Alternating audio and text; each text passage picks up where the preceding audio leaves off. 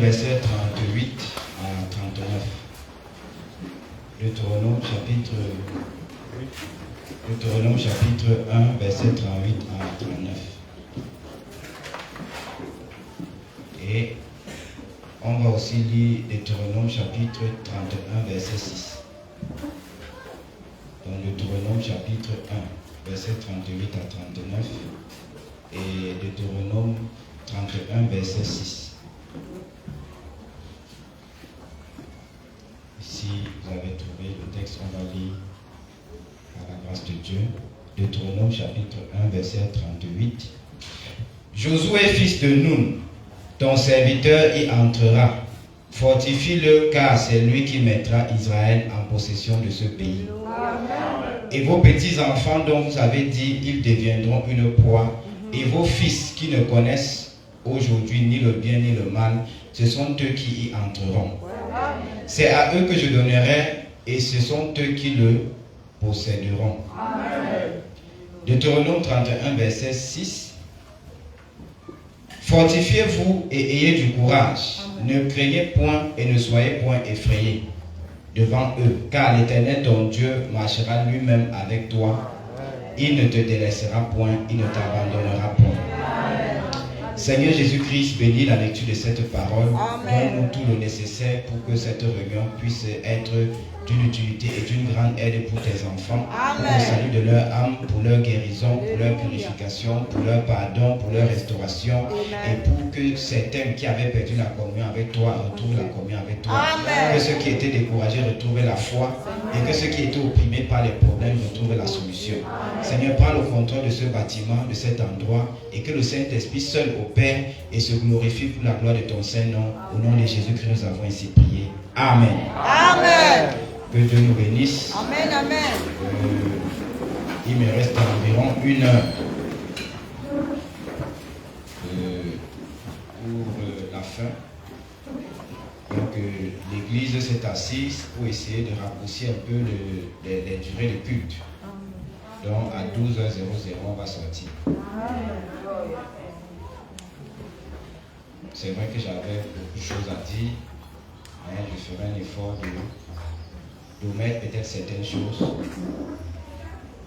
Notre thème, c'est le même. Le placement des fils par inspiration dans le pays de la promesse. Le sous-thème est intitulé « Placé pour corriger les anomalies de ta famille et de la société ». Notre titre « Fortifie-toi et prends courage, ce pays t'appartient ». Donc, vendredi, on a commencé à parler du placement de l'église. Parce que le thème sur le placement est très vaste. Il y a le placement de l'église et il y a le placement de l'individu. Le placement de l'église dans le pays de la promesse, c'est le placement de JPT dans le programme de Dieu en cette saison. On a parlé un peu de ça et on pourra, si le Seigneur le permet, continuer sur le placement de l'église la semaine prochaine. Mais vous devez savoir que le placement de l'église est plus important que le placement de l'individu. Parce que c'est l'église qui est placée qui permet à l'individu qui est dans cette église d'être placé. Vous ne pouvez pas être placé si vous n'êtes pas dans une église qui est placée. Vous ne pouvez pas être placé si vous n'êtes pas sur un ministère qui est placé. Et le placement de l'église, c'est ça qui nous amène au troisième pôle, c'est ça qui nous amène à la gloire des 7 tonnerres, à toutes ces citations que les prédicateurs vous lisent tout le temps. Amen. Yes. Parce que Dieu place d'abord son église dans le réveil. Amen. Dieu sort son église de Laodicée pour placer son église dans les 7 tonnerres, le pays de la promesse. Et dans cette promesse, dans ce réveil, maintenant, Dieu commence à placer les individus. Et ce matin, on veut parler du placement de l'individu. Si on ne termine pas, on terminera probablement la semaine prochaine. Et dans le placement de l'individu, il y a 3 sortes de placements. Il y a le placement familial, il y a le placement social et il y a le placement dans le corps de Christ. Dans le placement des fils et des filles dans le pays de la promesse, c'est que Dieu te place d'abord dans une famille. Et dans cette famille-là, il y a des choses que tu dois faire. Dieu te place ensuite dans la société. Dans la société, il y a des choses que tu dois faire. Et Dieu te place maintenant dans le corps de Christ, et dans le corps de Christ, il y a des choses que tu dois faire. Parce que Dieu ne te place pas pour que tu viennes orner la terre. Dieu ne te place pas pour que tu montes et que tu descendes. Dieu te place pour que tu manifestes ton héritage. Pour que tu possèdes ton héritage et que tu accomplisses ta destinée. Et je vous préviens que le jugement dernier ne sera pas seulement le jugement des péchés. Mais ça sera aussi le jugement des destinées. Dieu demandera à chacun de nous, est-ce que tu as accompli les objectifs que je t'ai assignés? Et pour que tu accomplisses les objectifs de Dieu, tu dois être placé dans le pays. Pas dans n'importe quel pays, dans le pays de la promesse. Ça veut dire que tu ne dois pas être placé en Égypte. Tu ne dois pas être placé en Éthiopie. Mais tu dois être placé à Canaan. Et ce matin, nous allons voir que pour arriver au placement du corps de Christ, parce que c'est un mystère tellement grand, il faudrait qu'on comprenne d'abord les deux premiers placements. Amen. Et maintenant, dans le placement dont nous allons parler, il y a tout ce qui concerne ta destinée. Ton travail, ton mariage, ta santé, tes bénédictions, ta prospérité. Bref, tout est dans le placement. Amen. Alors, c'est pourquoi on a dit placer pour corriger les anomalies de ta famille et de la société. Nous allons parler du placement dans la famille, du placement dans la société. Et la semaine prochaine, on parlera du placement dans le corps de Christ. Amen. Maintenant, il y a un problème lorsqu'on aborde la thématique du placement. Et vous verrez que c'est ce problème qui mine la vie de beaucoup d'enfants de Dieu aujourd'hui. Le problème c'est quoi? C'est que beaucoup de gens ne sont pas à leur place. Beaucoup de gens, que ce soit à l'église, dans leur famille, dans le travail qu'ils font, partout ils ne sont pas à leur place. Beaucoup de gens font des choses auxquelles ils n'ont pas été appelés. Auxquelles Dieu ne les a pas prédisposés. Et les gens ont l'habitude de dire, on fait comme ça vient. Donc ça sort comme ça sort. C'est ce que j'ai trouvé et je fais. Non, on ne fait pas ce qu'on trouve. Mais on fait ce qui est fait dans le placement. Donc tu dois faire ce que Dieu a prévu pour toi. Parce que Dieu a prévu une portion pour toi. Et tu dois être placé dans cette portion pour faire ce que tu dois faire. Tout ce que tu dois faire hors de cette portion, c'est zéro. Dieu ne considérera pas que tu as fait ce qu'il attend de toi. Donc on a un problème dans l'église aujourd'hui. C'est que des gens mènent des vies qui n'ont rien à voir avec leur destinée. Des gens mènent des vies hasardeuses. C'est-à-dire on sort de la maison comme ça là et on se dit ce qui va arriver arrive, on va gérer seulement. Des gens vivent des vies d'autres personnes, mais ne vivent pas leur propre vie. Il y en a parmi vous qui vivent les vies de leurs oncles, de leurs tantes, parce que leur étoile a été transférée sur l'oncle, la tante, la cousine, mais ta propre vie, tu ne la vis pas. Et ta propre vie attend que tu la vives et les années ne font que passer. Mais dans ce programme, tu vas commencer à vivre ta vie. Dans ce programme, tu vas être placé sur ta portion. Dans ce programme, tu vas retrouver ton équilibre. Parce que l'âme du Seigneur va te placer. Josué est ici pour te placer dans ta portion. C'est pourquoi n'aie pas peur, fortifie-toi. Ce pays t'appartient. S'il y a quelqu'un qui est assis sur ta chaise, la personne va être chassée et tu vas retrouver ta chaise. S'il y a quelqu'un qui reste sur ton trône, le coup d'État va lever cette personne et tu vas être placé sur ton trône. Parce que la Bible dit que le trouble qu'on a aujourd'hui, c'est que les esclaves sont sur les chevaux et les princes marchent à pied. Mais si le prince marche à pied, c'est que le cheval du prince a été arraché par l'esclave. Et ce n'est pas normal qu'un esclave arrache ton cheval. C'est pourquoi ce matin, on va récupérer ton cheval. Tu vas retrouver ton cheval. Celui qui est assis sur ton cheval va descendre. Amen. Tu es un prince, tu dois marcher sur ton cheval. C'est l'esclave qui marche à pied. Le prince, c'est le fils. La princesse, c'est la fille de Dieu. L'esclave, c'est le mondain. Le cheval, ce n'est pas pour le mondain. Ce n'est pas pour le païen. C'est pour toi. Amen. Et chacun de nous a son cheval blanc. Le cheval blanc, tu as ton cheval blanc. Tu dois monter sur ton cheval blanc. Tu dois chevaucher ton cheval. Amen. Donc, le problème aujourd'hui, c'est que on a des mécaniciens qui se retrouvent médecins.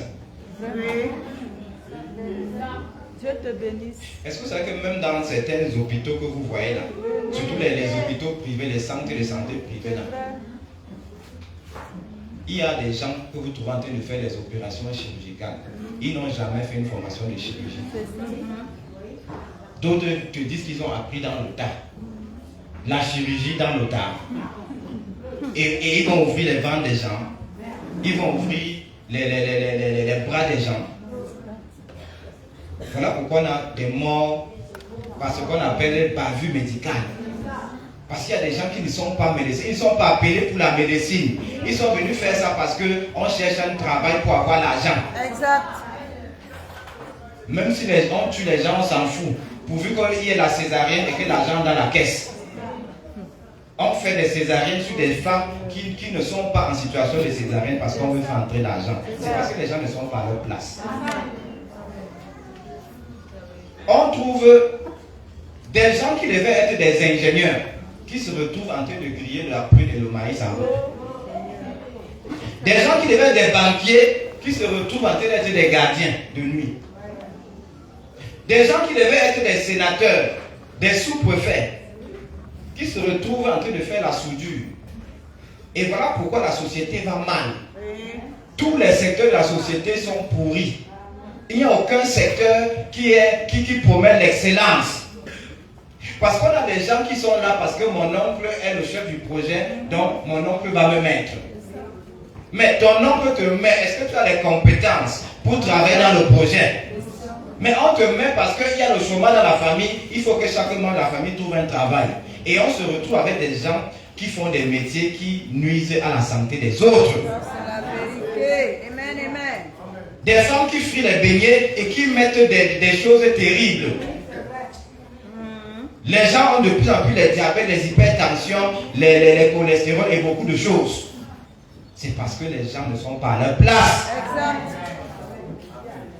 Vous voyez des gens à l'école, quelqu'un arrive à l'université, il dit je vais faire lettres modernes françaises, je vais faire biochimie, je vais faire biologie végétale. Mais est-ce que biologie végétale c'est ta portion? Est-ce que biologie végétale c'est ton héritage? Est-ce que c'est l'endroit où Dieu a prévu te placer? C'est pourquoi ce matin, si tu n'es pas à ta place, quitte la place là. Amen. Amen. Mieux tu restes debout et que la place là reste vide en attendant la personne qui doit s'asseoir là. Beaucoup sont entrés dans des mariages qui ne sont pas leur mariage.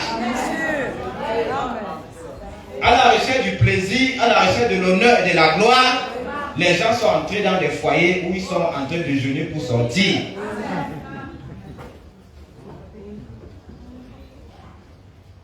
Quand tu es déjà marié, si tu fais les jeûnes et les prières pour dire à Dieu que Seigneur, vraiment je me suis mal marié, révèle-moi qui est mon véritable mari. C'est ton mari actuel qui viendra dans tes rêves que tu vas voir. Parce que Dieu ne contredit pas sa parole. Tant que ton mari est vivant, tu vas prier que Seigneur, qui est mon vrai mari, c'est ton mari vivant là que tu vas voir dans les rêves. Dieu ne veut pas te montrer notre mari. You support her.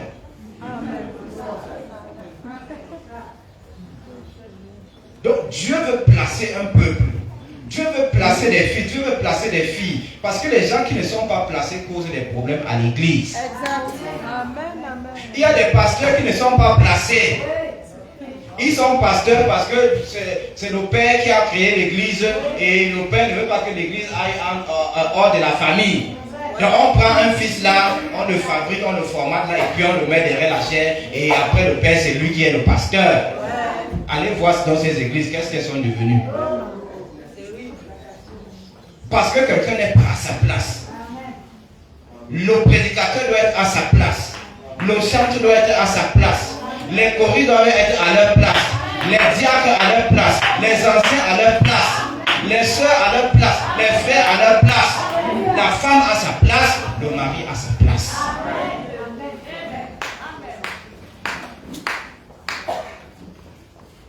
Maintenant, c'est quoi le pays de la promesse? Le pays de la promesse, je viens de le dire, c'est le réveil du temps du soir. C'est le réveil des sept tonnerres. C'est le pays de la promesse. Amen. Ce sont les promesses de Dieu pour nous aujourd'hui. Maintenant, le réveil des 7 tonnerres, qui est le pays de la promesse, qui est l'ouverture du 7e sceau, c'est Josué qui place dans le pays de la promesse. Ce n'est pas chacun qui va se placer. C'est Josué qui doit te placer. Ce n'est pas que tu te lèves, tu dis, bon, dans le pays des 7 tonnerres, moi je m'en vais me placer dans telle place. Tu as le titre foncier. C'est Josué qui te donne le titre foncier. Et Josué, c'est le Saint-Esprit. Le Saint-Esprit te place. Et il te place par inspiration. Il te place au travers du ministère qui te conduit. C'est pourquoi Josué, avant d'aller placer le peuple, il a rencontré un homme qui était bizarre, qui avait une épée en main. Et Josué a sorti aussi son épée. Il a dit, dans ce genre de situation, on le sait, quand tu vois quelqu'un que tu ne connais pas, prépare-toi, positionne-toi. Amen. Alors Josué tire l'épée, il demande à l'étranger, qui es-tu? Est-ce que tu es des nôtres ou tu es de nos ennemis? L'étranger lui dit, je ne suis ni des vôtres ni de vos ennemis, mais je suis le chef de l'armée de l'Éternel. Amen. C'est-à-dire, l'ange n'est pas ton ami, l'ange n'est pas ton ennemi. L'ange vient vers toi pour accomplir l'ordre que Dieu lui a donné. Et je voudrais te rassurer que dans ce programme, les anges que Dieu envoie, ce ne sont pas les anges gentils. L'ange avait l'épée. C'est un ange qui est venu pour tuer. Dans l'onction du placement, ce sont les anges tueurs, les anges mercenaires, les anges qui sont brutaux, les anges violents, les anges qui ne rient pas. C'est pourquoi quand un enfant de Dieu est placé, les anges qui le gardent sont des anges tueurs. Tu t'attaques à lui, son ange te tue. Tu comprends contre lui, son ange t'égorge.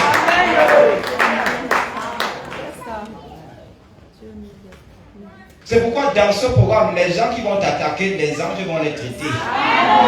Ton ange va les poursuivre. Même dans le sommeil, ils seront poursuivis par les anges. Amen. Ils vont faire des programmes contre toi, ça va repartir sur eux. Parce que l'ange qui accompagne Josué, c'est un ange tueur. Si ton oncle te poursuit, il va tuer. Ton père te dérange et il tue.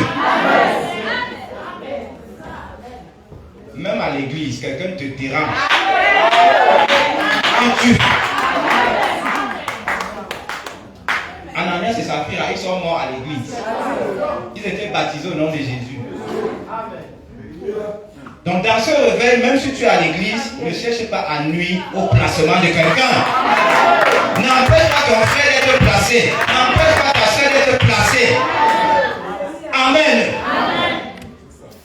Les anges tueurs. Les anges exterminateurs.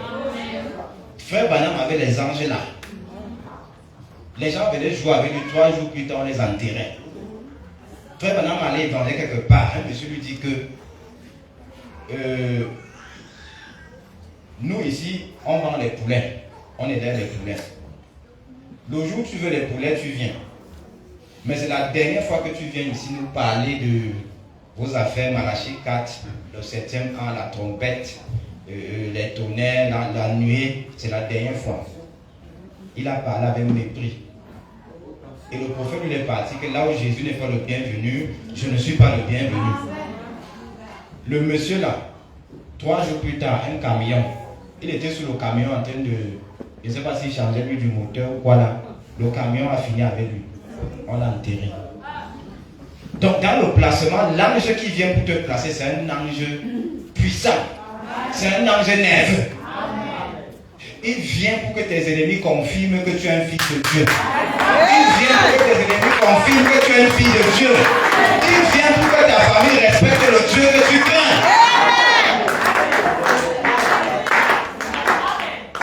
Il a dit à Josué, je suis le chef de l'armée de l'Éternel. Et cet ange-là s'est incarné dans Josué. Donc il y avait Josué céleste et Josué terrestre.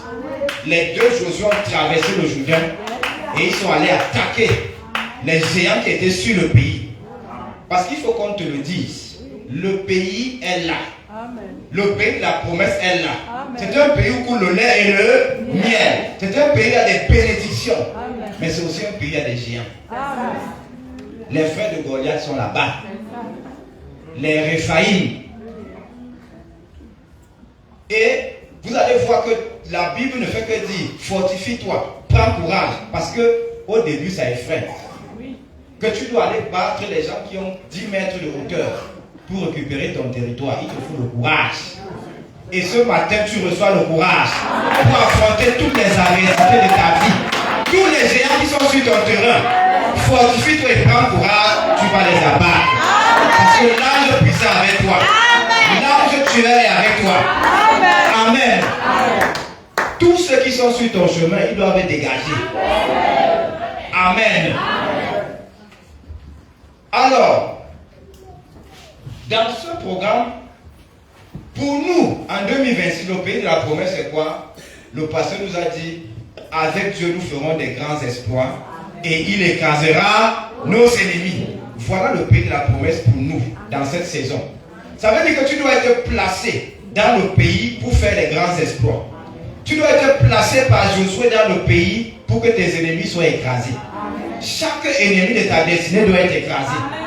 Au point où tu dois crier victoire. Amen. Alors maintenant, revenons un peu sur le texte.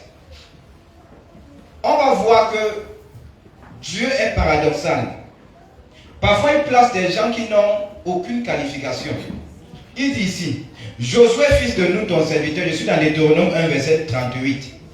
Il entrera, fortifie-le, car c'est lui qui mettra Israël en possession de ce pays. On a vu que Josué, c'est le Saint-Esprit. Donc, le Saint-Esprit doit te faire entrer dans le pays pour te placer. Et ce que Dieu veut que tu fasses, c'est que tu fortifies le Saint-Esprit qui est en toi. Amen. C'est toi qui donnes la force à ton Saint-Esprit.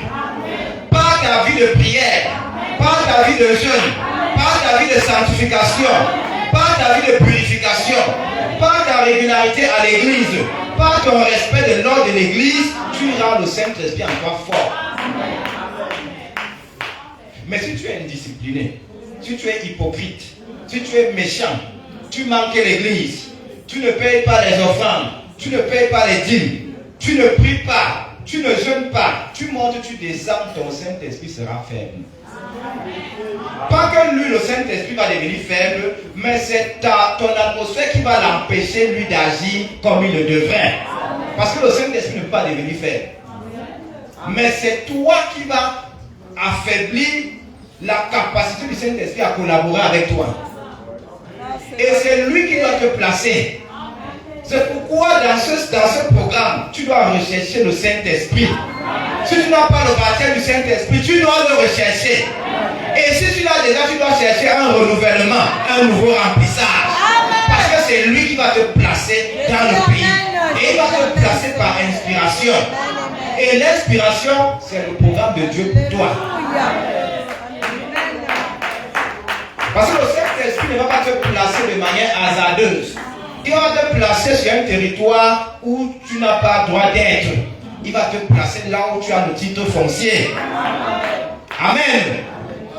Si avec la projection, je vous aurais projeté la carte des 12 tribus d'Israël. Vous devez voir, n'est-ce pas, leur position sur la carte. Mais pour ceux qui ont les Bibles qui ont les cartes derrière, vous pouvez ouvrir vos Bibles. Vous pouvez vos Bibles, regardez au niveau des cartes. Les cartes qui sont à la fin de la Bible. Pour ceux qui ont les cartes dans les Bibles, vous allez voir la carte des 12 tribus d'Israël. Vous allez voir que chaque tribu d'Israël est sur un territoire particulier. Amen. Vous allez voir là où il y a la tribu d'Éphraïm. Vous allez voir là où il y a la tribu de Juda. Vous allez voir là où il y a la tribu de Manassé, la tribu de Ruben, la tribu de Zabulon, la tribu d'Issachar, la tribu de Siméon. Chaque tribu est sur un territoire qui convient. Parce que lorsque les mamans de ces patriarches les accouchaient, elles ont prononcé des paroles. Et ces paroles, c'était des prophéties qui annonçaient l'endroit où cette tribu devait être dans le pays promis.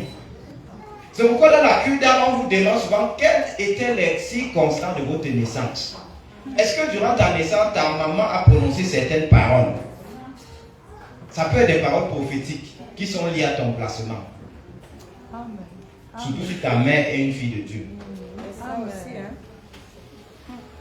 Il y a des gens qui vont dire qu'on les a accouchés à minuit au carrefour, ou c'est du village, ou c'est de quel quartier.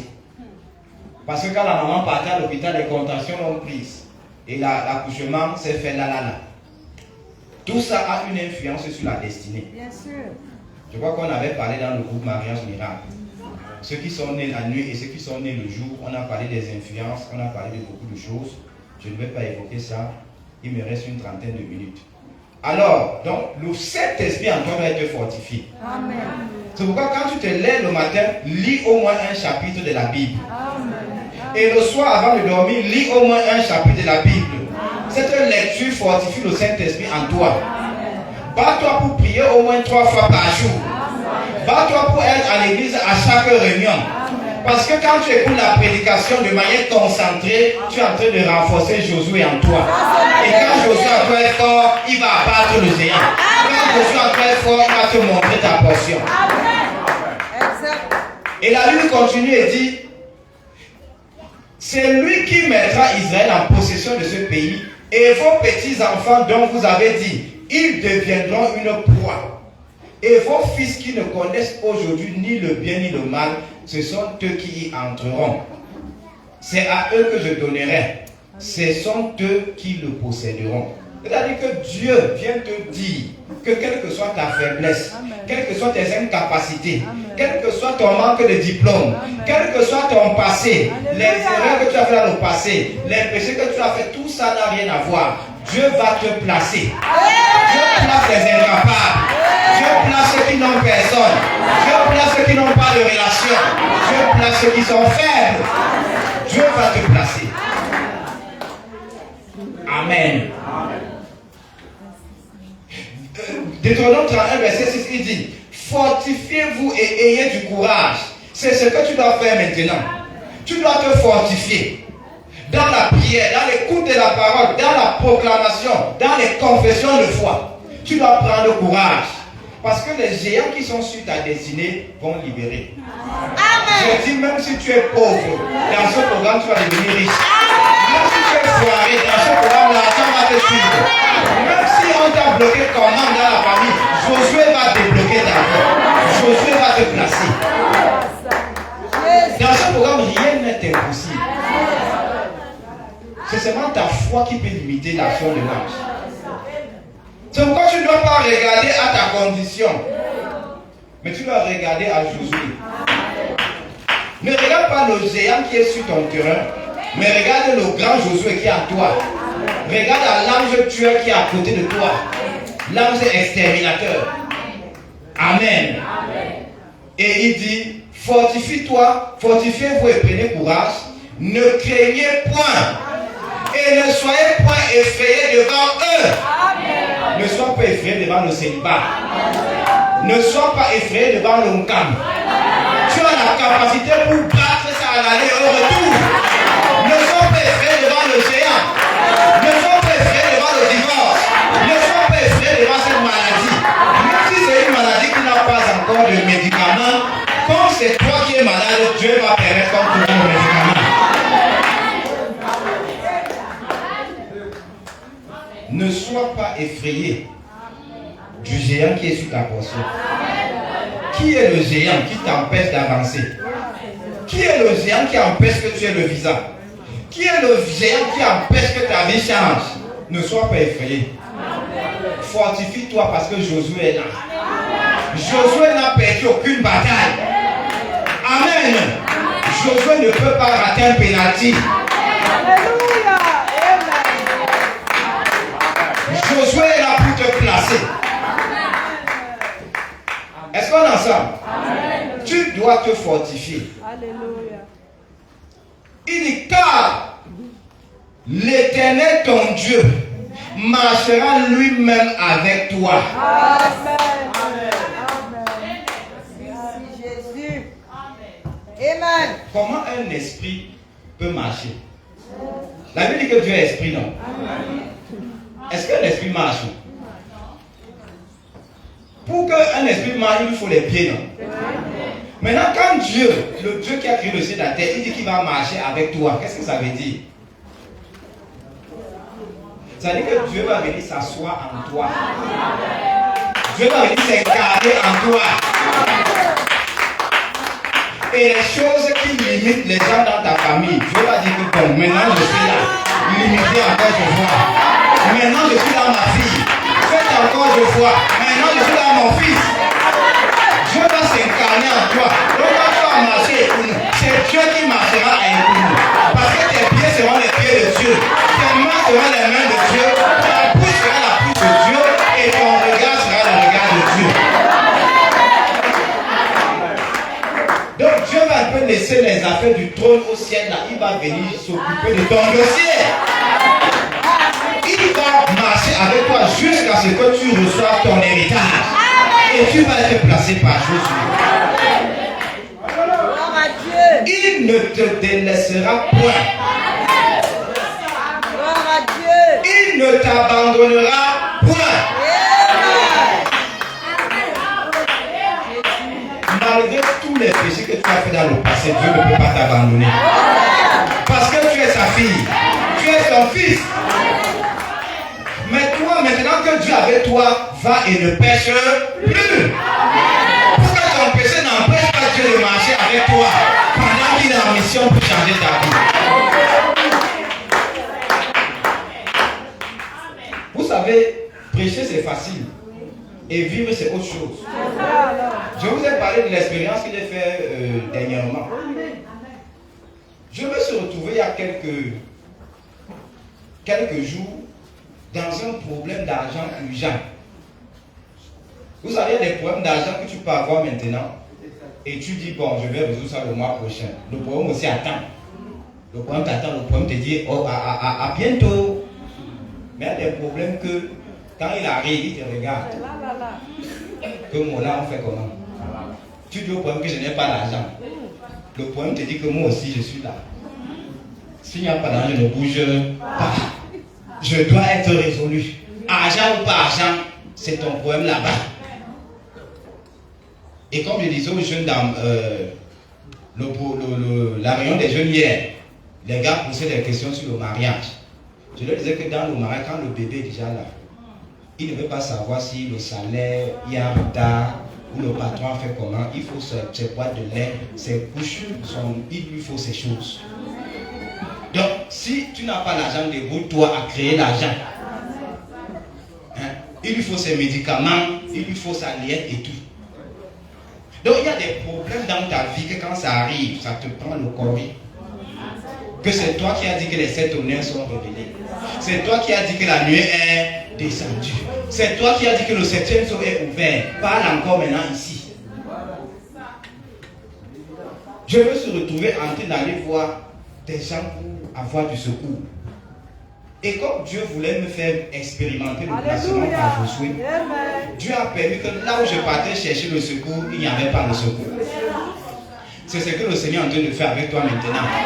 Tu cherches le secours là-bas, il n'y a pas. Tu cherches l'aide là-bas, il n'y a pas. Tu cherches là-bas, il n'y a pas. Quelqu'un te regarde comme ça, la personne veut t'aider, la personne est mal à l'aise. Comment je n'ai pas au moment où mon frère est dans le besoin? C'était Dieu. Quand tu cherches le secours chez ton oncle, il te chasse, c'est Dieu. Tu cherches le secours chez ta tante, elle te chasse, c'est Dieu. Tu pars au village voir ton père pour avoir le secours que papa, tu viens de vendre le cacao. Donne-moi seulement 300 000. Il te dit qu'il n'y a pas. C'est Dieu.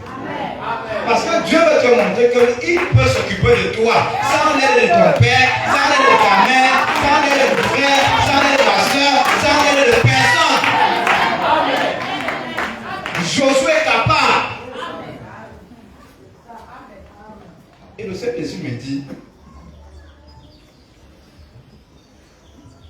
quand tu as des problèmes, certains gens de problèmes, c'est parce que tu es dans une certaine atmosphère. Parfois, au lieu de chercher à résoudre le problème, il faut chercher à changer ton atmosphère. Amen. Ça, c'est la vérité. Est-ce que quelqu'un me comprend? Amen. Tu peux être dans un problème ce matin. Tu regardes le problème, tu n'as aucune ressource pour gérer le problème. Ce que tu dois faire, c'est changer ton atmosphère intérieure et ton atmosphère externe. Le changement de ton atmosphère par le Saint-Esprit va apporter la résolution de ton problème. Amen. Amen. Je courais derrière l'argent pour chercher l'argent pour résoudre le problème. Plus je poursuivais l'argent, plus l'argent me fuyait. Et dit bon, maintenant, j'appelle l'argent. Amen. Je change mon atmosphère pour que mon atmosphère attire l'argent. Le Saint-Esprit m'a aidé à changer mon atmosphère. Josué m'a placé dans la portion où l'argent peut venir. Et quand Josué m'a placé, j'ai appelé l'argent. Je me souviens, ce jour c'était midi, j'ai fait une prière de feu. J'ai dit j'appelle l'argent. Et je suis resté tranquille. Et l'argent est venu me trouver dans mon champ.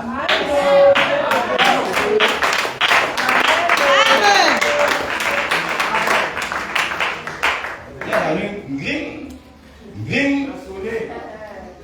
Quand je regarde, vous venez de recevoir un dépôt de tant.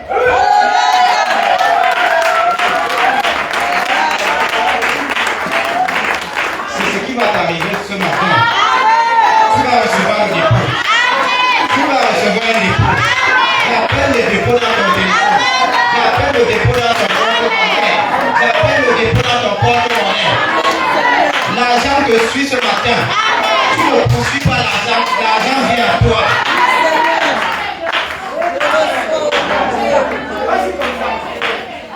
Les saints tonnerres sont la vérité. Amen. Ce n'est pas des prédications pour chercher à épater, mais c'est pour vous dire que vous êtes des dieux.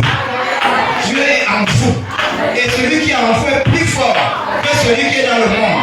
Celui qui est en vous est plus fort que celui qui est au village. Celui qui est en vous est plus fort que celui qui est dans ta famille.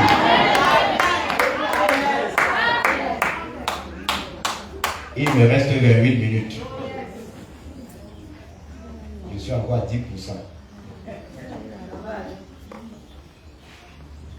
Alors, je voulais quand même dire encore quelque chose sur le placement. Parce que Dieu vient placer des gens qui sont mûrs.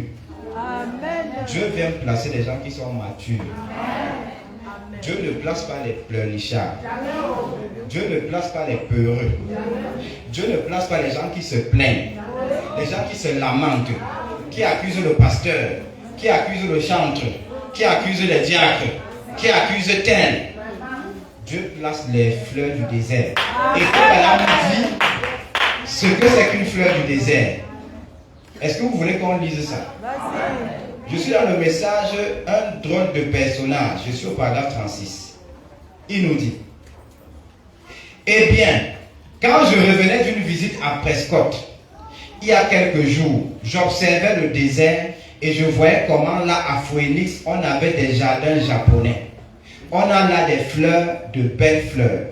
Là où quand j'étais un jeune garçon, je paissais le bétail, à ces endroits-là, les vaches, il n'y avait pas d'herbe, aussi vivaient-elles des grains de cactus et autres. Les vaches broutaient les cactus. Parce que les vaches étaient dans un endroit où c'était le Héléné. Et puis j'ai vu qu'il y avait une reproduction utile au désert. Et nous trouvons cela au désert, les cactus et les fleurs. Et là chez moi, ou plutôt dans la maison que nous louons, la sœur Larson, je pense qu'elle était ici ce matin, je l'avais vue à une corbeille de fleurs à l'extérieur de la maison, de la terre. Tout est sable là. Elle a donc du sable dans une grande corbeille de fleurs, aménagée de chaque côté de la maisonnette. Et il me faut sortir chaque matin arroser ces fleurs. Si je ne les arrose pas, elles mourront. Elles font, et puis encore, je dois prendre un vaporisateur et les pulvériser pour les préserver des poux, des insectes qui les rongeront. Et puis vous allez un peu plus loin, à 9 mètres de là, il y a des fleurs qui poussent. Et elles poussent là au désert. Et vous pouvez creuser à 65 mètres et il n'y aura que du sable. Quelque chose comme le baril de poudre. Il n'y a pas du tout d'eau. Et qui les pulvérise? Ces fleurs-là, dans la corbeille, si vous manquez de les pulvériser et de les arroser, les termites ou les insectes, les poux les rongeront. Mais les poux ne peuvent pas toucher cette fleur-là au désert. Elle n'a pas non plus à être dorlotée et arrosée chaque jour. C'est un produit du Créateur. Celle-ci est un produit hybride. Et je pense que la raison pour laquelle le christianisme est devenu aujourd'hui pour les gens un écho, c'est parce que nous avons beaucoup de reproduction et non de chrétiens authentiques. Un tas de chrétiens qui doit être dorloté et pulvérisé pour rester à l'église. Je peux me représenter la toute première église, ce qu'ils étaient, et la comparer à cette reproduction d'aujourd'hui. Celle-ci serait un produit bon marché par rapport à ce qu'était la toute première église. Les églises bon marché. Ces croyants en Dieu qui étaient rudes et qui avaient le Saint-Esprit, on ne les dorlotait pas.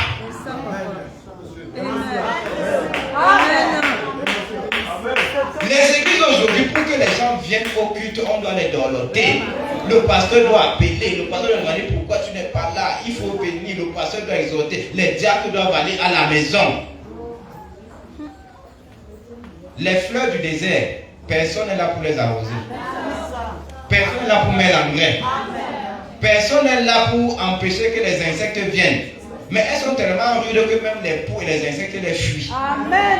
Deviens un chrétien robuste que les démons vont fuir.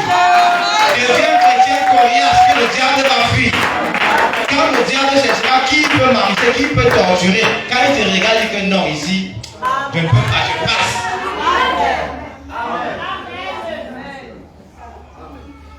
À mon époque, lorsque je donnais ma vie au Seigneur, je me souviens, il y avait des sœurs qui habitaient Mbaladeux, en face de l'entrée de la Siati. Les sœurs là, elles quittaient Mbaladeux pour venir au culte à Ekounou, derrière Siemens là-bas, à pied, mardi, jeudi et dimanche. Il y avait des jeunes sœurs et il y avait des mamans. Imagine que tu quittes Mbaladeux à pied pour venir à Ekounou, Siemens. Ça veut dire que tu marches d'abord jusqu'à Carrefour Régie. Tu marches jusqu'à Batalonkak. Tu prends Batalonkak jusqu'à Texaco Omnisport. Tu prends Texaco Omnisport, tu descends jusqu'à Mobile Essos. De Mobile Essos, tu prends par Belibi pour sortir à Anguissa. Et à partir de Belibi, tu contournes encore là, derrière le lycée et tout pour ressortir à Kondengui. Et à partir de Kondengui, la prison, tu entres derrière là pour ressortir à Carrousel. Tu montes Carrefour Ekounou, tu pars à Siemens. Mardi, jeudi et dimanche. Le jour où elles avaient le taxi, parce que c'était des ménagères, elles n'avaient pas le taxi tous les jours. Le jour où le taxi est payé, le jour où il n'y avait pas un marché. Aujourd'hui, on est en 2026. Qui peut faire ça aujourd'hui? Les jeunes sœurs que je vois dans la salle là, est-ce qu'elles peuvent marcher 1 kilomètre pour le Seigneur? Tout le monde va avoir les mollets VIP. Personne ne veut avoir les mollets d'un catcheur. Parce qu'on veut être bien vu à l'église. Mais nous ne sommes pas les fleurs du désert lorsqu'on se comporte ainsi. Les chrétiens du désert, c'est les chrétiens qu'on ne dorlote pas pour venir à l'église. On ne les dorlote pas pour vivre la parole. Quand ils entendent la parole, ils mettent la parole en pratique, quelles que soient leurs conditions. Ils ne justifient pas leurs conditions pour mettre la parole de côté. On a des gens aujourd'hui qui te disent que je suis célibataire depuis longtemps, je ne peux pas rester comme ça. Il faut quand même que je tire des coups francs de temps à autre. Il faut que je sonne la cloche. Quand je vais me marier, je vais me calmer. La fleur du désert ne se comporte pas comme ça. La fleur du désert supporte l'abstinence pour le Seigneur. Le côté là n'a pas bien dit Amen. Amen. C'est ça la parole. Mon frère, même si l'on camp tue, mieux ça te tue. Amen. Mais tu es agréable à Dieu dans ton camp. Amen. Quand on parle du camp, les gens sont gênés. Mais si on en a le téléphone, vous allez fuir. Est-ce qu'on est ensemble? Nous devons être des chrétiens coriaces. Les chrétiens fleurs du désert. Quelqu'un qui peut prier 3 heures de temps. Quelqu'un qui peut prendre 3 jours de jeûne à sec. Voilà le culte qu'on est en train de diminuer. C'est parce que beaucoup se plaignent. Le culte dure. À midi on sort. Mais quand tu vas mettre au WhatsApp tout à l'heure, tu vas faire combien de temps sur ça?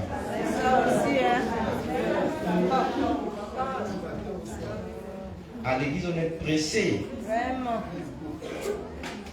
On veut vite partir. Le boucan que les gens font, attendez voir le jour où les gens vont aller prendre l'avion. Tu vas voir des gens à l'aéroport. Le vol c'est à 20h. Ils sont là le matin. Ils sont là le matin. Ils sont là, ils préfèrent flâner là. Ils se disent que non, je peux faire l'erreur de quitter chez moi à 17h et l'embouteillage et l'accident et ceci. Donc 6h, il est à l'aéroport.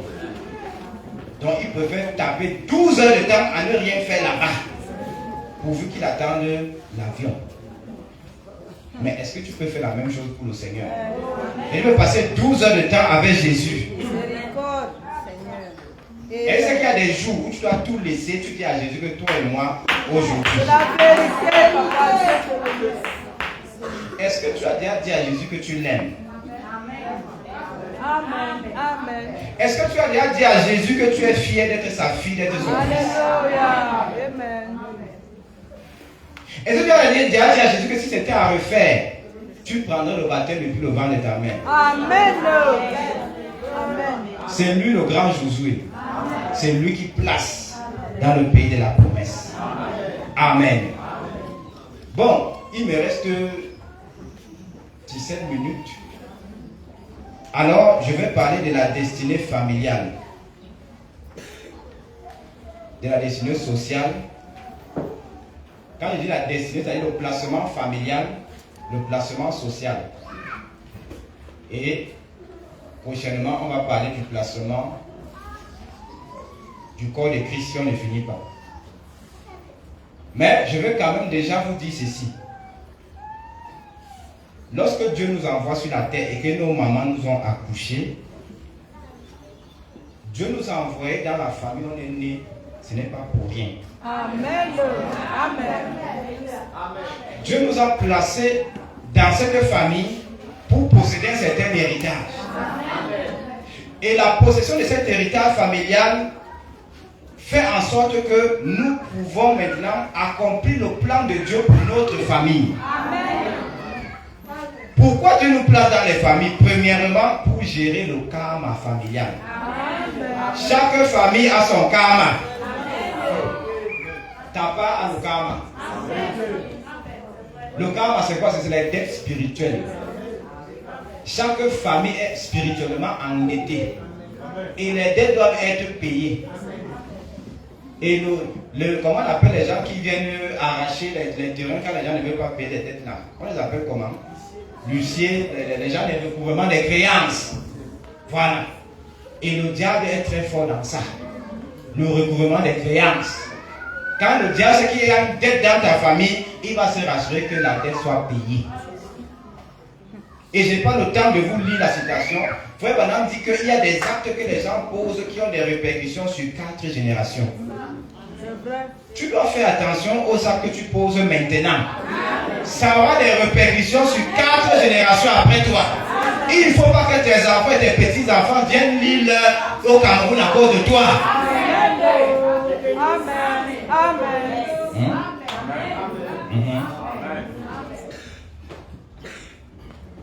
Dieu te place pour le paiement des dettes de la famille. Amen.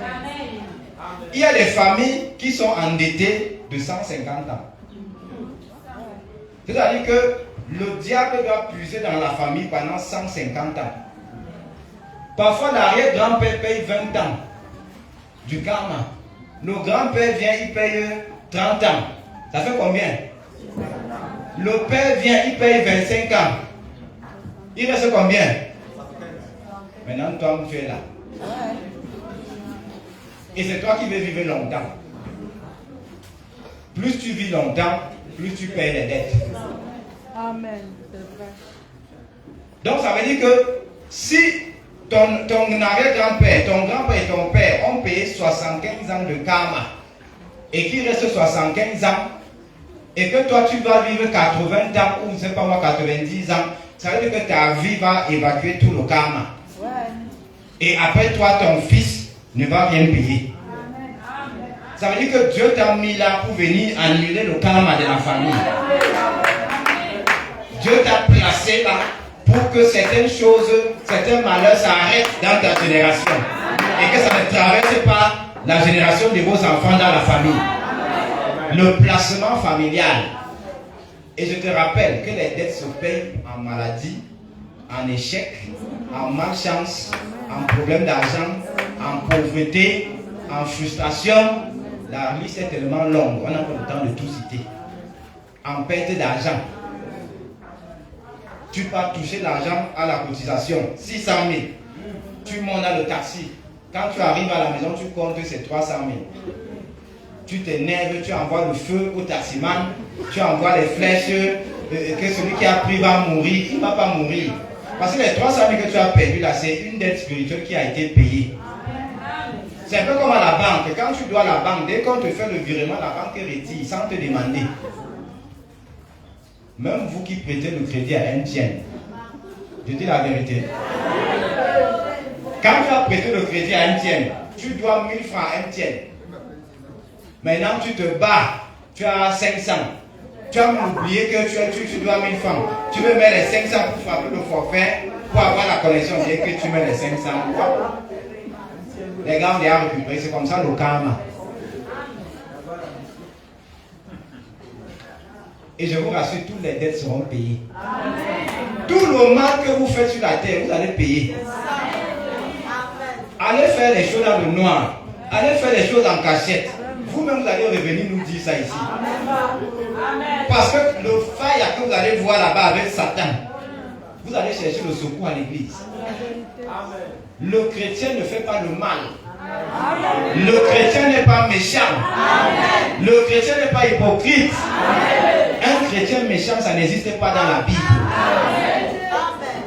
Le karma, tu es derrière les petites filles. Dès qu'une fille a 16 ans, tu veux ouvrir le score. Tes propres filles, le score va être ouvert.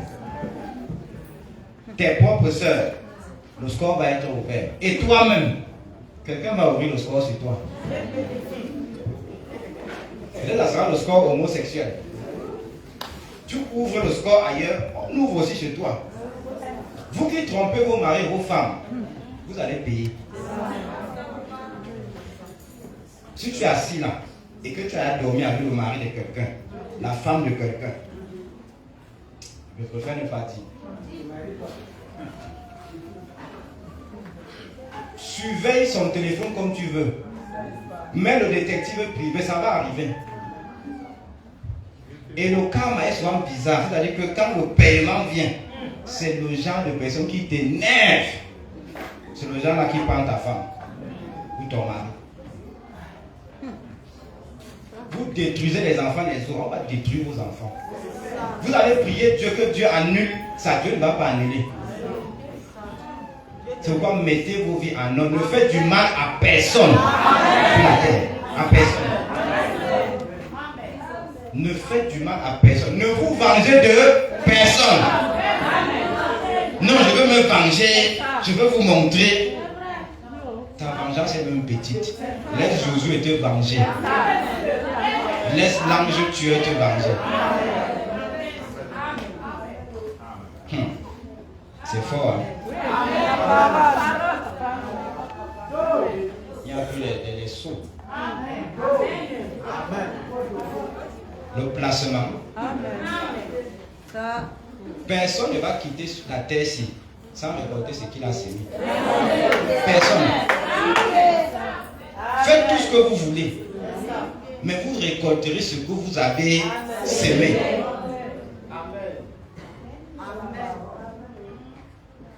Il y a une une histoire qui s'est passée au Congo. C'est le feu pasteur Baboti qui racontait, sa paix à son âme.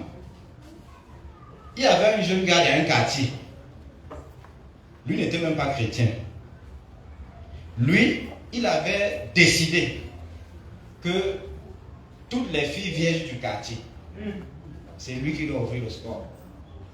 Parce qu'il est un garçon tellement exceptionnel.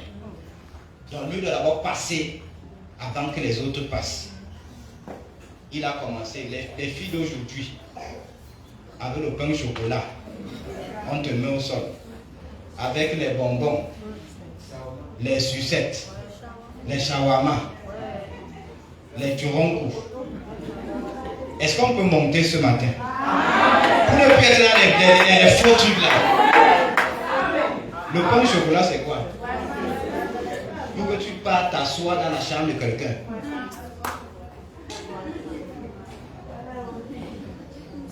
Et sans l'onction d'Élie qui veut monter.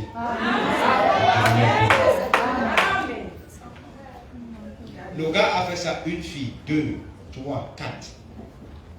Je ne sais plus le nombre qu'il a atteint. Et le gars se sentait, comment on dit, le man alpha, le bad boy, comment on donne les noms là, on dit encore quoi là, le don man, voilà. Le quoi, les hommes là, le gozomor. Le gars se sentait. Alors une nuit il dort. Dans le rêve, il voit Dieu lui-même qui entre dans son rêve et qui lui dit, mon type, je suis venu te tuer. Il demande à Dieu que, mais tu veux me tuer? Pourquoi? J'ai fait quoi? Il dit, comme tu as pris la décision de détruire toutes les jeunes filles du quartier, prépare-toi à mourir. Et Dieu est parti. Quand Dieu est parti, il est tombé malade. Il a commencé à chercher une église. C'est quand ça qu'on cherche les églises. Quand ça donne non, les églises, c'est les faux trucs. Les pasteurs, c'est les bandits. On vous attend ici. Insultez-nous dans vos maisons. On vous attend ici. C'est le pasteur qui est bandit là qui va prier sur toi. Abraham avait menti. Vrai ou faux? Mais Dieu a dit que si Abraham qui a menti là ne prie pas pour Abimelech, il va tuer Abimelech.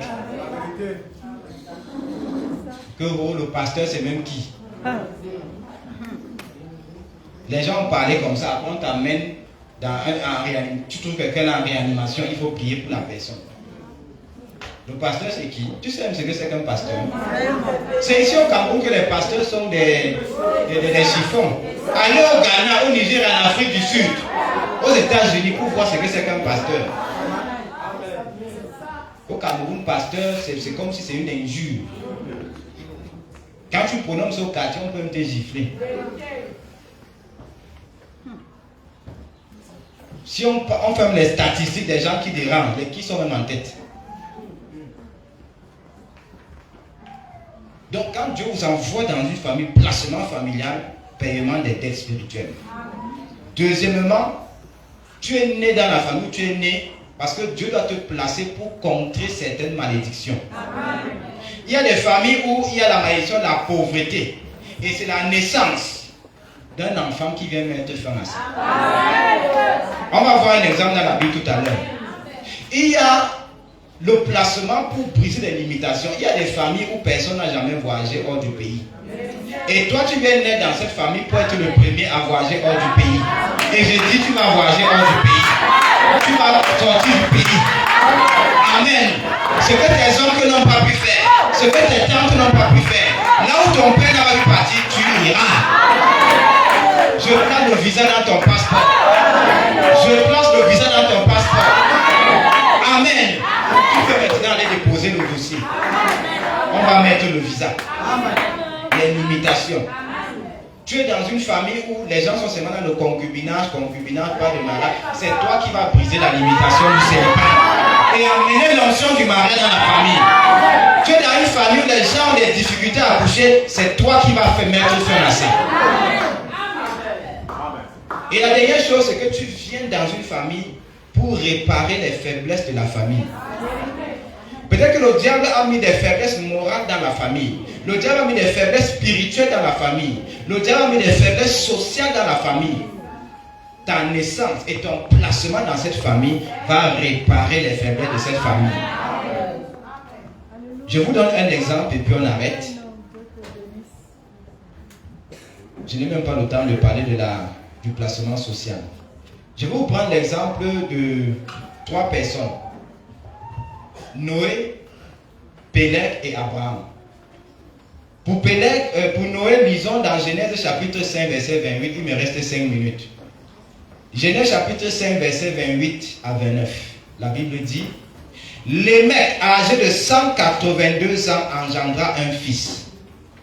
Il lui donna le nom de Noé en disant: celui-ci nous consolera de nos fatigues et du travail pénible de nos mains, provenant de cette terre que l'Éternel a maudite. Donc quand Adam et Ève ont péché, Dieu a maudit la terre. Et la malédiction de la terre a affecté négativement la famille de Noé, parce que la famille de Noé, c'était des fermiers, c'était des cultivateurs, c'était des entrepreneurs agro-pastoraux ou agro-pastoraux. C'est comme ça qu'on dit. On continue seulement. Et la naissance de Noé est venue permettre que la terre que Dieu avait maudite, parce qu'avant que Noé ne naisse, l'histoire dit que quand les gens plantaient le maïs, parfois ça poussait des épines. Quelqu'un plante les arachides, ça pousse le cissongo. Donc la terre était déséquilibrée, la terre était dans un chaos. Et l'histoire dit donc que c'est à partir de la naissance de Noé que quand tu plantes le maïs, c'est le maïs qui sort. Tu plantes le manioc, c'est le manioc qui sort. Ça veut dire que la naissance de Noé est venue résoudre un problème sérieux dans sa famille, le problème de la productivité agricole. Donc grâce à Noé, les gens pouvaient désormais manger. Amen. La naissance de Noé est venue régler le problème de la production. Donc la famille de Noé n'arrivait pas à produire. Elle n'était pas productive. Et quand une famille n'est pas productive, ça veut dire qu'elle est pauvre. Elle ne s'en sort pas. Et quand Noé est né et qu'on a vu le signe, c'est là qu'on a donné le nom de Noé, que lui c'est un enfant de consolation. C'est pourquoi faites les enfants selon Dieu. Amen. Avant de faire l'enfant, prie. Dis Seigneur, envoie-moi un Noé, envoie-moi un Samuel, envoie-moi un Samson, envoie-moi un Jésus, envoie-moi un Branham, envoie-moi un Mapoko, envoie-moi un Élu Noumba. Ne faites pas les enfants comme les gens du monde. C'est comme si c'était... Je préfère même pas dire ça. Et Noé est venu régler un problème. Toi qui es assis là, quel est le problème que ta naissance a réglé dans ta famille? Si ta présence dans ta famille n'a réglé aucun problème, c'est parce que tu n'es pas encore placé. Il faut que tu sois placé, parce que tu ne peux pas régler ça sans être placé. Si toi-même tu es contrôlé par les malédictions de la famille, ta présence ne peut rien changer. Donc il faut que Josué te place pour que tu gères le karma de la famille. Et ce matin, Josué te place. Ce matin, le Saint-Esprit te place.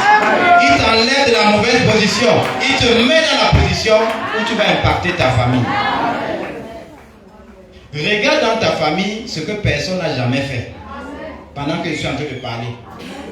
Qu'est-ce que personne n'a jamais fait dans ta famille? Sache que c'est toi qui dois faire ça. Quel genre de voiture dans ta famille personne n'a jamais roulé? C'est toi qui dois être le premier à rouler dans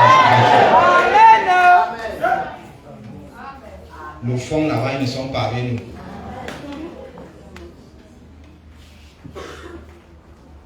Revenons sur Péleg. Je suis dans Genèse 10, verset 25. La Bible dit, il naquit, bon avant de lire ça, Noé, sa destinée principale, c'était de sauver les gens du déluge. Mais sa destinée familiale, c'était d'empêcher que la malédiction de la terre continue de suivre les autres générations. C'est pour ça qu'on parle du placement. Parce que le placement est lié à la destinée. Dieu te place dans le pays de la promesse pour accomplir quelque chose. Revenons donc sur Péleg. La Bible nous dit, il naquit à Héber 2 fils. Le nom de l'un était Péleg, parce que de son temps, la terre fut partagée. Et le nom de son frère était Joktan. Donc avant la naissance de Péleg, il y a certaines personnes qui avaient la terre et les autres n'avaient pas la terre. Est-ce que tu as encore le terrain dans ton village? Les gens dont Yaoundé est le village, est-ce qu'ils ont encore le terrain? Même vous dans les villages, dans les forêts, les Chinois sont en train d'aller acheter les forêts. J'espère qu'ils ne sont pas chez toi. Ils sont là-bas. On les a chassés. C'est bien. Mais il y a des familles où les oncles s'accaparent les terrains. J'ai même suivi une histoire, on dit qu'un papa est mort et l'oncle s'est accaparé du cacao. Il ne donnait même pas 5 aux enfants du père. Et finalement, un des enfants du père l'a tué. Avec la machette. Donc il y a des familles où, si ton père ferme l'œil tôt, vous allez souffrir. Même si le père a laissé les immeubles, les maisons et tout, vous n'allez même pas avoir 5 francs d'un loyer. Dès que tu lèves la tête, on te tue. Il y a des gens qui sont allés discuter des terrains au village, ils sont morts. Hein? Quand tu pars discuter le terrain au village, sois sûr que tu as les pieds sur terre. Je connais un pasteur qui allait discuter le terrain dans son village, on l'a tué. C'est pour ça que le réveil, ça n'a pas été la bouche. Je suis dans le réveil, je suis dans le feu. Il faut que ça soit un feu réel. Amen. Parce que le diable va tester ton feu. Au village, on va tester le feu que tu dis que tu as le feu, là, que tu as Yaoundé, tu as le feu. Il ne faut pas que ça soit la photo du feu comme le frère dit. Il faut que ça soit le vrai feu. Amen. Amen. Donc quand Péleg vient naître, sa naissance vient casser le système en place. Et on commence à partager la terre. On commence à donner à chacun sa part. Donc ceux qui avaient arraché les parts des autres ont remis. Et je dis que ceux qui ont arraché ta part doivent remettre. Celui qui a arraché ta portion remet ce matin. Tout ce qui te revient doit te revenir. Amen. La naissance de Péleg. Donc nous, en tant que fils et filles de Dieu, nos naissances dans les familles doivent changer la destinée de la famille. Pas le genre d'enfant que tu nais dans une famille, ça apporte le ndem dans la famille là. Non. Le ndem doit fuir. Là où toi tu arrives, le ndem fuit. Parce que toi tu es le remède du ndem. Est-ce que tu peux dire je suis le remède du ndem? Ça veut dire que là où tu pars, les choses s'améliorent. Là où tu pars, les choses changent. Là où tu pars, l'impossible devient possible. Ta présence change les choses. C'est pour ça que Dieu t'a placé dans cette famille. Donc ne regrette pas d'être né dans la famille où tu es né. Ne regrette pas d'être né dans le village où tu es né. C'est là-bas que tu devais naître. Parce qu'il n'y a que toi pour régler les problèmes de cette famille. Il n'y a que toi pour régler le problème de ce village. Quel que soit le problème, ça peut être réglé. Maintenant, je termine avec la famille d'Abraham. Abraham, sa famille avait 9 problèmes majeurs. C'est-à-dire le diable a réussi à infiltrer la famille d'Abraham et à infliger 9 faiblesses majeures. Et les faiblesses que le diable infiltre dans les familles, c'est pour perturber les destinées des gens de la famille. C'est pour que, comme j'ai dit au début, les gens vivent des vies qui ne sont pas leur vie. Les gens se retrouvent en train de faire des choses auxquelles ils ne sont pas appelés. Tu es appelé à être médecin, tu te retrouves informaticien. Tu es appelé à être gendarme, tu te retrouves en train de charger, de pomper l'air sur les roues, au bord de la route. On dit 50, mais l'air. Alors que tu as un appel de colonel. Tu as un appel de diplomate. Donc tu dois être à l'ambassade du Cameroun à Paris en train de travailler. Mais on change ton appel, tu te retrouves au bénétariat en train de servir la bouillie de 50. les bébés de 5 ans. Quelqu'un t'insulte même parce que le piment ne chauffe pas fort.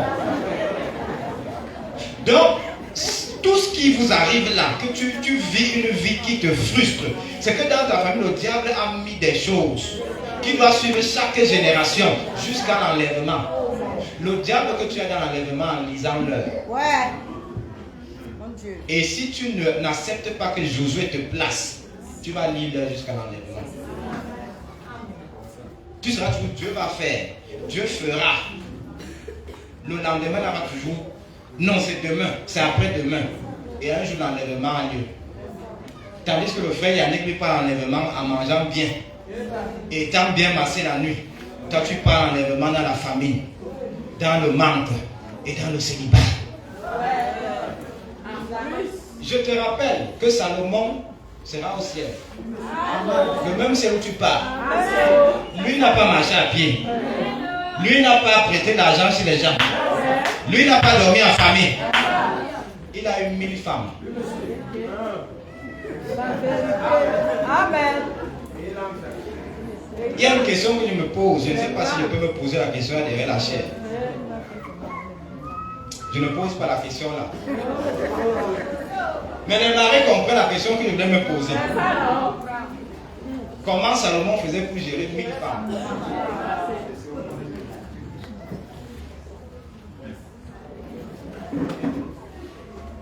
Toi, tu veux aller dans le même ciel que Salomon en vivant dans la famille. Comme je disais hier à la réunion des jeunes, c'est pas normal que les gens se marient tard. Au temps de la Bible, les gens se mariaient 18 ans, 20 ans, 21 ans. Frère Branham s'est marié à 23 ans. Et lui, Numumba s'est marié à 23 ans. Bon, quand toi tu viens te marier à 37 ans, entre temps tu fais comment? Tu en fais. Les amens ont diminué. À l'église, tout le monde est saint. Personne ne pêche. Le célibat prolongé n'est pas bien. Mariez-vous tôt. Maintenant, vous ne pouvez pas vous marier tôt si vous êtes encore des bébés. Parce qu'il y a des gens ici, 21 ans, c'est des bébés. Ils sont encore à la maternelle. Sur le plan de la maturité, ils ne comprennent encore rien. Ils pensent iPhone, Samsung, PlayStation et tous ces trucs qui ne sont pas importants. Quelqu'un à 21 ans, il est encore en première, en seconde. Tu fais quoi en seconde à 21 ans? Tu dois être à l'université. Voilà pourquoi les mariages sont tardifs. Quelqu'un a le bac à 25 ans. Tu vas te former pendant combien de temps? Tu vas travailler, tu vas avoir ton premier travail quand? Tu vas économiser pendant combien de temps pour aller toquer la porte? Mais aujourd'hui, ça change. Dieu t'enlève des mauvais placements et te met dans le bon placement. Amen. Si tu as la foi, tu vas avoir une bonne nouvelle tout à l'heure après la vie.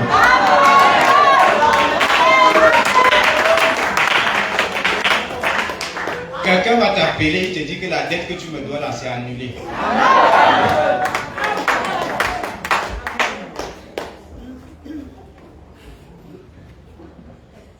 On va t'appeler après le culte, on te dit qu'il y a une mission dans laquelle on t'a mis mercredi pour voyager. Ouvre seulement ton cœur. Les 9 problèmes qu'il y avait dans la famille d'Abraham. Et pendant que je vais lire ça, toi tu vas réfléchir quels sont les problèmes que le diable a mis dans ta famille. Chez Abraham, il y avait premièrement l'idolâtrie. Abraham est né dans une famille qui n'adorait pas Dieu. Ils adoraient les idoles, ils ne connaissaient même pas Dieu. Deuxièmement, il y avait la mort précoce. Troisièmement, il y avait la négligence. Quatrièmement, les divisions. Cinquièmement, la pauvreté. Sixièmement, la stérilité. Septièmement, le mensonge. Huitièmement, la famine. 9, les troubles dans le foyer. Voilà la famille là où Abraham est venu naître. Chez toi, il y a quoi? Tout ce que les cités là. Josué va te sortir de là. Josué va te placer. Et comme Abraham, tu vas mettre fin à tout ça. Maintenant, quand le Saint-Esprit place Abraham dans cette famille, Abraham, la première chose qu'il a éliminée dans son placement, c'est l'idolâtrie. Il a rencontré Dieu et il a introduit Dieu dans sa famille et toute sa famille a cru en Dieu. Abraham a annulé l'idolâtrie. Abraham a annulé la négligence. Parce que l'histoire dit que quand Abraham est né, sa mère l'a abandonné dans une grotte. Parce que Nimrod menaçait de tuer. Sa mère a fui. Et l'histoire dit que c'est l'ange Gabriel qui s'occupait de lui pendant un certain temps. Jusqu'à ce que ses parents reviennent le chercher. La négligence. Abraham a annulé la pauvreté. Abraham est devenu multimillionnaire. Avec les troupeaux, avec l'or, avec les biens. Abraham a diminué la stérilité, mais il n'a pas pu annuler la stérilité. Il a diminué la stérilité et la mort précoce, mais il n'a pas ôté. Parce qu'il a quand même eu un enfant, qui est Isaac, et il a eu d'autres enfants avec Ketura et Ismaël avec Agar. Mais malgré ça, la stérilité l'a traversé et est partie dans le foyer d'Isaac. Donc ça veut dire que dans la génération d'Abraham, ça n'a pas pu être traité entièrement. Mais ça a quand même été affaibli. C'est pourquoi dans la famille où tu es, ce que tu ne peux pas balayer de la famille, affaiblit ça. Amen. C'est toi qui dois mettre fin à la sorcellerie dans ta famille. Amen. Tu dois mettre fin à la misère. Tu dois mettre fin aux échecs. Le non-accomplissement. Maintenant, il y a des choses qu'Abraham, malgré son placement, n'a pas pu balayer. Il y a par exemple la stérilité, la mort précoce, les divisions, les mensonges, la famine et les troubles dans le foyer. Parce qu'Abraham a les troubles dans son foyer. Maintenant, Abraham part. Dieu maintenant, voyant que Abraham a résolu une partie, envoie maintenant Isaac. Pour que Isaac essaie de faire mieux qu'Abraham. Maintenant, quand Isaac vient, Isaac, lui, n'a pas pu éliminer les choses supplémentaires. Il a seulement consolidé les acquis que son père Abraham avait déjà fait. Amen. Lui-même a été confronté à la stérilité, au mensonge, il a été confronté au trouble dans le foyer, parce que quand il a fait 20 ans sans avoir d'enfant, mais sa femme lui a dit que c'est comment. Il est parti prier. 20 ans de mariage sans enfant, ce n'est pas facile. Hein? Surtout au milieu des critiqueurs. Et l'idolâtrie que son père avait éliminée, la négligence, la pauvreté, il a maintenu ça. Tout ça est parti, donc il a maintenu le niveau qu'Abraham avait laissé. Maintenant, lui-même, il a failli mourir de mort précoce, puisqu'à un certain moment, on a exigé qu'il soit donné en sacrifice. Donc la mort précoce qui a failli prendre Abraham a failli prendre Isaac. C'est l'ange qui a dit, bon, ne le sacrifie pas, il y a le mouton qui est là, sacrifie le mouton. Mais si ce n'était pas ça, Isaac devait être tué. Donc il n'a pas pu résoudre ce problème de mort précoce, ce problème de division, parce que lui et Ismaël étaient divisés. Est-ce que les gens étaient amis avec Ismaël? Il y avait division, parce que sa mère Sarah et Agar, c'était l'eau et le feu. Donc le problème de la division n'a pas pu être réglé. Le problème de la famine n'a pas pu être réglé parce qu'Abraham est allé en Égypte à cause de la famine. Et Isaac lui est allé chez les Philistins à cause de la famine. Donc la famine a poursuivi Isaac. Malgré que Isaac, sur le plan financier, a maintenu le niveau d'Abraham, mais la famine était là. Tu peux avoir l'argent, mais tu as faim. Tu peux recevoir 1 million maintenant. Et dès que tu reçois les 1 million, là, les problèmes de 2 millions se dégradent dans ta vie. Tu finis de dépenser le million et tu pars encore chercher à prêter l'argent. Est-ce que vous comprenez ça? Vous voyez des gens riches, mais ils ne vivent pas une vie d'opulence. Je m'en vais vite pour finir. Maintenant, Isaac part. Dieu envoie Jacob. Jacob vient naître dans la famille. Et Dieu le place, le placement familial, pour résoudre et réparer les problèmes de la famille. Maintenant, Jacob aussi n'a pas pu faire mieux que Abraham et Isaac. Il a consolidé les acquis. Et il a transmis tout le reste là à Joseph. Parce que Jacob aussi a eu faim. Vrai ou faux? Il est parti en Égypte pour avoir la nourriture. Jacob a eu la famine. Abraham a eu la famine. Isaac a eu la famine. Jacob a eu la famine. Jacob a eu les trous dans son foyer. Entre Léa et Rachel, il y avait des problèmes. Jacob a continué à affronter la stérilité puisque Rachel n'enfantait pas. Abraham n'a pas pu régler. Isaac n'a pas pu régler. Lui-même, il n'a pas pu régler. Et Jacob m'a failli mourir de mort précoce puisque Ésaü avait juré de le tuer. Donc la mort précoce continuait de poursuivre cherchant qui ça va prendre. Il ne faut pas que ça te trouve. Amen. Amen. Amen. Il y avait toujours l'onction de la division. Parce que Ésaü et Jacob n'étaient pas unis. Ils étaient divisés. Et Jacob a accouché Joseph. Maintenant, Dieu est venu placer Joseph. Avec un placement qui devait balayer tout ce que Abraham, Isaac et Jacob n'ont pas pu balayer. Et toi, tu es la génération Joseph, parce que tu as l'écrit de Joseph Perfection. Joseph Perfection doit balayer tout ce qui a dépassé les autres. Tout ce qui a dépassé les anciennes églises du message, Joseph Perfection doit balayer ça. Je dis Amen. Je termine en vous disant ce que Joseph a fait. Joseph a arrêté la mort précoce. On a voulu le tuer, mais on n'a pas pu le tuer. On a dit vendons-le en esclavage. Et à partir de Joseph, la mort précoce est annulée dans la famille. Joseph a mis fin à la stérilité. Parce que quand Rachel l'a accouché, il n'y a plus jamais eu la stérilité dans leur famille. Même ses frères n'ont pas eu des problèmes d'accouchement avec leurs femmes. Joseph a arrêté le mensonge. À partir de Joseph, le mensonge n'a pas traversé. Les troubles du foyer n'ont pas traversé avec Joseph. Joseph n'a pas eu des problèmes de foyer avec sa femme, Asnath.